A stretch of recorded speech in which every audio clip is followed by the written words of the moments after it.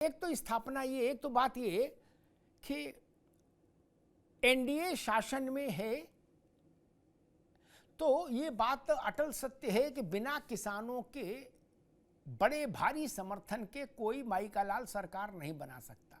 चाहे सपा कुछ कहे चाहे बसपा कुछ कहे, इससे कोई फर्क नहीं पड़ता। क्या इसका मतलब भाजपा के नेतृत्व में राष्ट्रीय जनतांत्रिक गठबंधन को भारत के किसानों ने चुनाव में भरपूर आशीर्वाद दिया, इति सिद्धम, ये सिद्ध हो गया।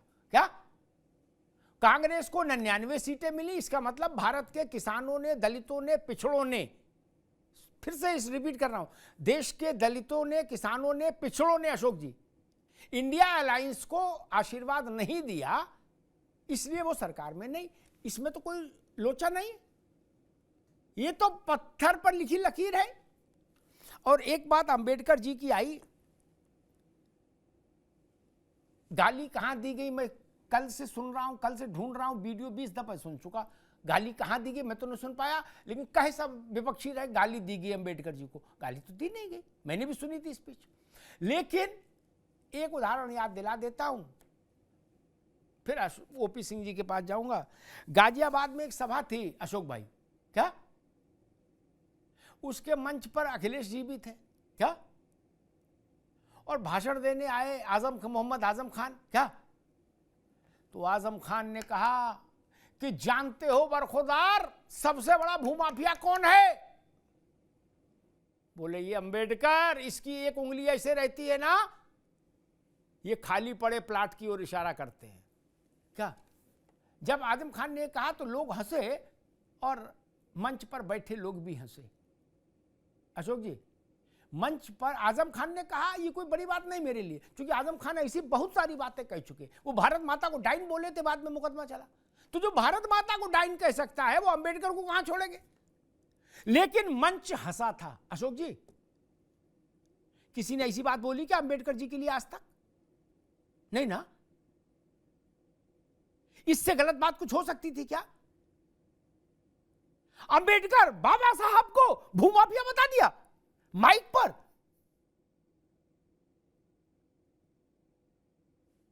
यह गाली है। अमित शाह जी ने क्या कहा? यही कहा कि हम जितना आप अंबेडकर अंबेडकर करते हो, आजकल ये फैशन चल गया है, इतना भगवान का नाम लेते स्वर्ग चले जाते। ये कटाक्ष है, ये विपक्ष पर उनका कटाक्ष था।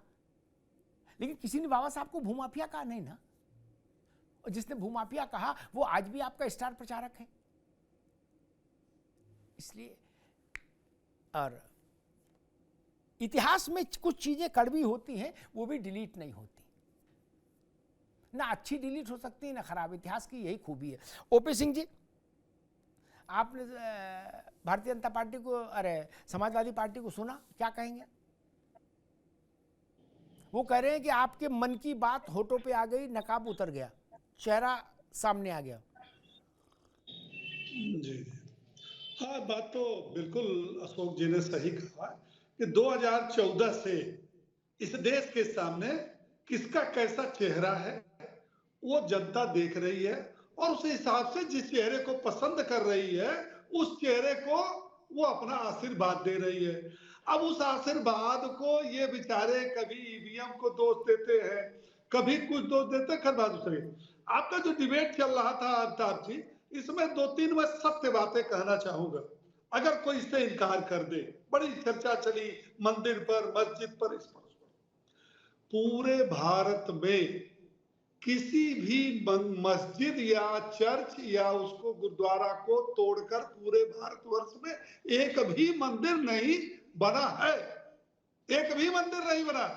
ये बताने की जरूरत नहीं कि मुसलमानों ने कितना तोड़ा, एक भी नहीं बना। दूसरा, किसी मंदिर के सामने से किसी भी सरकार में ईद बकरीद किसी भी त्योहार में मंदिर या हिंदू बाहुल्य क्षेत्र से जो इनके जुलूस गए हैं, किसी पर पत्थर लाठी डंडा आज तक किसी हिंदुओं ने नहीं चलाया है। नंबर 3, कोर्ट ने किसी मंदिर या धार्मिक स्थल की सर्वे करने की जब भी कोई आदेश देश आजादी के बाद से दिया है, हिंदुओं ने कभी पत्थर लाठी नहीं चलाया है। लेकिन कल विधानसभा के अंदर एक बात बड़ी आश्चर्यजनक है। इनके समाजवादी पार्टी के विधायक एक नवाब जी हैं, उनका पूरा नाम मैं भूल रहा हूं, उन्होंने कहा कि भारतीय जनता पार्टी ने कुंदरकी में वोटों को लूट लिया। साहब, वोट नहीं लिया, जनादेश नहीं लिया, वोट लूट लिया। पूरा संसद देख रहा, भैया विधानसभा लूट लिया भाजपा ने, सरकार ने। कहे हाँ, क्योंकि वहां 65% मुसलमान है, वहां हिंदू जयवीर सिंह कैसे जीत सकते राजवीर सिंह? मतलब कि जहां मुसलमानों की आबादी है वहां हिंदू नहीं कतई जीत सकता, और जहां हिंदू की आबादी है वहां मुसलमान जीत सकता है आराम से। एक धर्मनिरपेक्ष देश है, और ये बात संसद में और विधानसभा में चल रही है। समाजवादी पार्टी के लोग ताली बजा रहे हैं कि 65% 67% कुंदरकी में राजवीर सिंह कैसे जीत गए, वोटों की लूट हुई। तो वही किसी ने कहा इसका मतलब कि हिंदू क्षेत्र में देश के अंदर किसी मुसलमान को नहीं जीतना चाहिए। नंबर 3, मैं स्पष्ट 2-4 बातें, बाकी तो अंबेडकर जी के बारे में चलेंगे। पाकिस्तान, बांग्लादेश में आज भी प्रतिदिन हिंदुओं के मंदिर तोड़े जा रहे हैं। भारतवर्ष में एक भी मस्जिद नहीं टूटा है। जम्मू कश्मीर से देश के अंदर हमारे सैकड़ों मंदिरों को तोड़ दिया गया। ये जो लोग बैठे तुष्टिकरण की राजनीति करने वाले, ये क्यों नहीं समझते इस बात को? दूसरी बात, इन्होंने, अशोक जी ने कहा, अंबेडकर जी, आजकल जो ये कांग्रेस के साथ ये चल रही है ना गलबैया चल रही है अफ्ताब जी, नेहरू जी जब अंबेडकर जी चुनाव लड़ रहे थे तो नेहरू जी अंबेडकर के खिलाफ गए थे चुनाव प्रचार में। और दूसरी बात, 75 साल में 55 साल तक कांग्रेस की सरकार रही और मुलायम सिंह यादव मनमोहन सरकार के समर्थक रहे। बाबा साहब को क्यों नहीं भारत रत्न की उपाधि दे दिया? क्यों नहीं किसानों के मसीहा चौधरी चरण सिंह को दे दिया? क्यों नहीं किसानों के नेता कर्पूरी ठाकुर को दे दिया? इन्होंने किसको दिया? गांधी परिवार, और गांधी परिवार के हितों को रखने वाले लोगों को इन्होंने भारत रत्न का पुरस्कार दिया। किसी को नहीं दिया, कभी नहीं दिया। और जिस पीडीए की बात करते हैं, द्रौपदी मुर्मू का विरोध किसने किया? ठीक ओबी सिंह वो जी, भी तो एक ठीक दलित थी, जी, आगे आदिवासी बात थी। आप पीडीए का नारा लगाते जी, हो, आगे आगे तो बात आपने क्यों द्रौपदी जी, मुर्मू का जो है आपने विरोध किया? ठीक है ओबी सिंह भाई, अभी रुकना होगा। एक समय कम, एक आखिरी प्रश्न, सुजाता जी, क्या देश में आज तक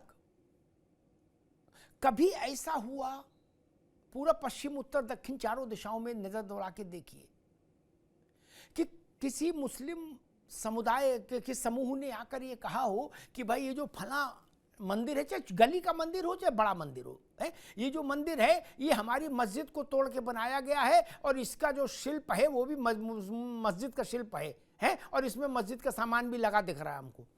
ऐसा कोई एक केस आया? अमिताभ जी, मेरी जानकारी में तो नहीं है। आप मुझसे बड़े विद्वान हैं और शायद यहाँ पैनल में पढ़े हुए किसी किसी से भी पूछ लीजिए, किसी से नहीं है। इनफैक्ट जब के मोहम्मद ने कहा था कि कुतुब मीनार जो बनी थी वो जैन टेम्पल्स को गिरा के बनी थी, तो उसपे मुसलमानों ने उनका विरोध किया। विरोध ही नहीं किया, उनको मुसलमान मानने से ही मना कर दिया। जब जाकिर हुसैन ने कहा कि वो सरस्वती की पूजा करते हैं, तो मुसलमानों ने कहा कि वो मुसलमान नहीं है, वो बुत परस्ती करते हैं, हम उनको मुसलमान नहीं मानते। जब अब्दुल कलाम ने माँ सरस्वती की बात की है, एक सहिष्णुता की बात की, तो मुसलमानों ने कहा कि वो उनके हीरो ही नहीं। तो ये समाज का एक आईना है जो दिखाता है कि शायद इस समाज ने गलत हीरोज चुन रखे हैं। मैं काशी विश्वनाथ की बात करती हूँ, मैं वाराणसी से आती हूँ, और मैं ये पूछना, मैंने उस समय भी डिबेट में सबसे पूछा था, बहुत सारे मौला मौलाना बैठे हुए थे, उनसे पूछा था कि क्या किसी ने भी, किसी एक व्यक्ति को पता नहीं चला कि वहां पे विश्वेश्वर महादेव हैं और आप वहां रोज वहां वजू करते हैं?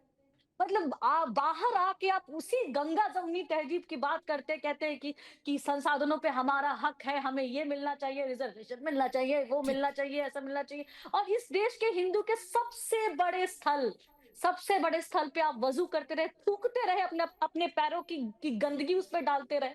और जब वहां पे महादेव के निकलने की बात हुई तो आपने कहा कि नहीं नहीं, वो तो फवारा है। और फवारा ही कहा ही नहीं, ठीक, हर एक मुस्लिम नेता ने, मुझे याद नहीं कि जी, एक भी शायद अलग हो, उस फव्वारे का मजाक बनाया। शायद ठीक यही सच है इस देश के छद्म सेकुलरिज्म की और छद्म भाईचारे की। ठीक है सुजाता जी। मुझे शायद ये बातें कड़वी रोहित लगेंगी, अग्रवाल, यही पर यही प्रश्न सच आपसे, है। क्या ऐसा कभी कोई केस आया क्या कि किसी 4 मुसलमान इकट्ठे हुए, उन्होंने कहा भाई ये मंदिर जो है ये यहाँ 25 साल पहले 50 साल पहले मस्जिद थी और उसको तोड़ के बना दिया गया? अगर होता तो जरूर आता ना, कोई रोक तो थी नहीं किसी के ऊपर। देखिए अमिताभ जी, मैं यही समझाने की कोशिश कर रहा हूँ, कहने की कोशिश कर रहा हूँ कि भाईचारे का मतलब यही होता है कि अगर आपके पूर्वजों से गलती हुई है तो उसको मानिए और उसको सुधारिए। भाई जितना जल्दी आप सुधार लेंगे तो ये तो मुद्दा ही खत्म हो जाएगा ना, वरना आने वाली पीढ़ियां भी लड़ेंगी इसी मुद्दे के ऊपर। और आने आप क्यों मौका दे रहे हैं राजनीति करने का? अगर आप कहते हैं कि आज राजनीति हो रही है मंदिर मस्जिद के मुद्दे पे, तो आप राजनीति मत होने दीजिए ना। आप आगे बढ़िए, आप कहिए हमारे दादा से गलती हुई थी, तो बाबरनामा है, बाबरनामा को उठा के देख लीजिए। और ये तो सबको पता है ना, ये तो खुद ही कह रहे हैं कि हाँ भाई साहब गलती तो हुई थी, लेकिन अब इस गलती को सुधारो मत, जो है वो उसको वैसे ही रहने दो। प्लेसेस ऑफ वर्शिप एक्ट आप क्यों लाए? क्योंकि आपको जी पता था कि भाई गलती तो हुई है, और प्लेसेस ऑफ वर्शिप एक्ट लाके आपने कहा कि ये गलती को सुधारने की जरूरत नहीं है, जो जैसे है वैसे रहने दो। ऐसा ये कौन सा भाईचारा हुआ? ठीक, भाईचारे का अशोक तो यादव मतलब जी, ये हुआ ठीक है कि रोहित आप भाई, आगे अशोक बढ़िए यादव जी, और यही प्रश्न आपसे, क्या ऐसा कोई दृष्टांत समाजवादी पार्टी के पास कभी आया, कोई ऐसा प्रत्यावेदन आया कि भाई आप हमारी मदद करो, मुलायम सिंह जी के समय से लेके आज तक, कि हमारी मदद करो, फलानी जगह मंदिर मस्जिद को गिरा के मंदिर बना दिया गया, ये अब उसके नीचे मस्जिद है, मंदिर के नीचे, ऐसा कोई आया का दृश्य?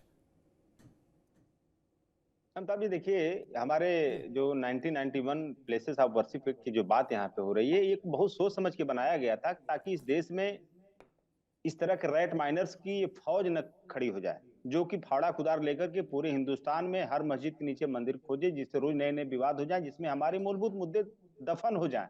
इस बात को लेकर के 1991 वर्शिप एक्ट आया था कि आदमी अब आगे बढ़ जाए, जनता आगे बढ़े और विकास की तरफ देखे, महंगाई, बेरोजगारी, नौकरी चाकरी ये अशोक सब जी, देखे। जी लेकिन ये बिल्कुल लोग इसी बात पे उलझा के रखे हुए हैं अमिताभ जी। जी। और लास्ट बात आपको मैं खुदाई से राहुल होगा, उलझन थी अशोक जी, आपको खुदाई से नाराजगी थी, अब की भगवान ने ऐसी कृपा की कि बिना ही खुदाई मंदिर मिल रहे हैं और जगमग हो रहे हैं, नहीं 5 मिल चुके अब तक। अमिताभ जी देखिए, ये इस तरह अब तो का इसमें तो जो आपत्ति है नहीं, अब इसमें बता दो पार्टी का रुख, ये जो 5 मंदिर मिले हैं इनमें जगमग होने से तो आपत्ति नहीं? अमिताभ जी, आपने जी 5 का नाम लिया ना, हाँ ये 2027 तक 5000 खोजेंगे ये लोग। अभी तो 5 खोजे हैं ना, 5000 तो ना खोजे जाए, 50,000 आप ऐसा कह खोजेंगे, रहे हो? 2027 तक खोजेंगे। और कुछ नहीं कोई ना काम खोजे नहीं इनके ऐसा कह पास रहे है। हैं? नहीं खोजे हैं, लेकिन हम लोग भी खोज रहे हैं कि आज अगर भारतीय जनता पार्टी के अंदर और बाहर दोनों जगह पीडीए सुरक्षित है। अवधेश योगेश वर्मा भाजपा विधायक, जी उनको पीटा गया, कौन पीटा? अवधेश सिंह, माननीय मुख्यमंत्री जी का स्वजाति, उस बेचारे को न्याय नहीं मिला, वहां भी न्याय नहीं मिला अमिताभ जी। और विधानसभा में 69,000 शिक्षक भर्ती के मामले में कई बार बात हुई, हमारे भाजपा के साथियों ने कहा, वो अधिकारियों ने बरगला दिया था मुख्यमंत्री जी को। अब तो कल ये बात साबित हो गई कि मुख्यमंत्री जी की सहमति से आरक्षण लूटा गया। ठीक है अब अशोक इसमें भाई, तो कोई बात जी, गड़बड़ है ठीक, नहीं, शीशे की ठीक तरफ है, साफ हो गया मामला ठीक है। जी। मुझे लगा था कि समाजवादी पार्टी अब इन जो मंदिर मिल रहे हैं इन पर खुश होगी। ओपी सिंह जी भी अरे अशोक यादव जी भी पूजा पाठ करते हैं। ये जो समस्या है ना कि ना हम बोलेंगे नहीं, मुंह में एक लौंग दबा के चुप हो जाएंगे, ये नहीं कहेंगे नहीं मंदिर का ताला खुल गया अच्छा हुआ। अरे इसमें क्या दिक्कत है? इसमें तो कोई गोली नहीं चली, कहीं खुदाई हुई नहीं, रेड माइनर साहब जो कह रहे वो तो ना आई नहीं इनमें। इसीलिए मैं कह रहा हूं ठाकुर की लीला देखो, उन्होंने आपकी बात का मान रखा। ठाकुर ने, ठाकुर मतलब परमपिता, उनने कहा भाई अब ऐसी व्यवस्था करो बिना खुदाई के बिना कचहरी के मंदिर मिले। अब आप इसमें भी राजी नहीं हो, इसमें तो खुश होना चाहिए था, आपको कहना चाहिए था गुड, ये अच्छा है। बर्फ को क्या समस्या है? उन मंदिरों से कोई समस्या है क्या? और क्यों समस्या हो? गजब बात है, कोर्ट के जरिए हो, खुदाई हो, सर्वे हो तो पत्थर चलाएंगे, ये मिल जाए तो इसके लिए प्रशंसा न करेंगे। ओम प्रकाश जी, समाजवादी पार्टी कह रही है कि 27 तक आप 5000 मंदिर प्रकट कर देंगे, अभी 5 हुए हैं, यानी 4,995 मंदिर अभी और है लिस्ट में। ये गलत बता रहे हैं। 80,000 मंदिरों को तोड़ करके पूरे देश में मस्जिद बना है।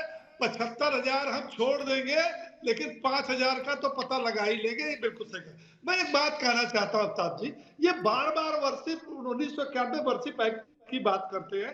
मैं पूछना चाहता हूँ कि 1991 वर्षिप एक्ट का उल्लंघन कहाँ हुआ है, पहले ये बताएं। हाँ, इनके नेता स्वर्गीय मुलायम सिंह यादव ने 1991 वर्षिप एक्ट का उल्लंघन किया है। उन्होंने अपने प्रभाव से मुख्यमंत्रित्व काल में श्रृंगार गौरी का पूजन पाठन जो सैकड़ों साल से चल रहा था उसको बंद कराया है। उन्होंने वर्षिप एक्ट का उल्लंघन करते हुए संभल के मस्जिद जो हरिहर मंदिर था, जहां हिंदुओं का प्रवेश था, पूजा पाठ होता था, मुस्लिम तुष्टिकरण उस मंदिर को बंद कराया था। तो वर्षिप 1991 एक्ट का उल्लंघन तो इनके नेता ने किया। दूसरी बात, सर्व जगत विद्यमान है। मुलायम सिंह ने कहा था कि अयोध्या में मस्जिद को बचाने, मुसलमानों को खुश करने के लिए अभी तो 60 लाशें गिरी है, अगर इसके लिए हमें 600 लाशें गिरानी पड़ती तो हम गिरा देते। तो आप तो स्वयं भाई मुल्ला मुलायम टोपी गोल वाली पहन करके तुष्टिकरण के लिए आप कमर कस, लेकिन एक बात सुन लो, अब वो जो 80% जो आप कहते हो ना हिंदू, वो जाग चुका है। अब वो अपनी लड़ाई खुद लड़ रहा है। भारतीय जनता पार्टी नहीं लड़ रही है, लेकिन भारतीय जनता पार्टी उन हिंदुओं के साथ, भावनाओं के साथ है। हिंदू भावनाओं के 80 करोड़ हिंदू भावनाओं के 80% हिंदू भावनाओं के साथ है और रहेगा। अब आपने जो किया है, जो ना ये भाईजान वाली नमाज जो आपने पढ़ी है, वो भाईजान वाली नमाज भारतीय जनता पार्टी नहीं पढ़ेगी। और इन्होंने बहुत सही कहा कि 2027 तक पूरे देश में 5,000 मंदिरों को हम खोज निकालेंगे।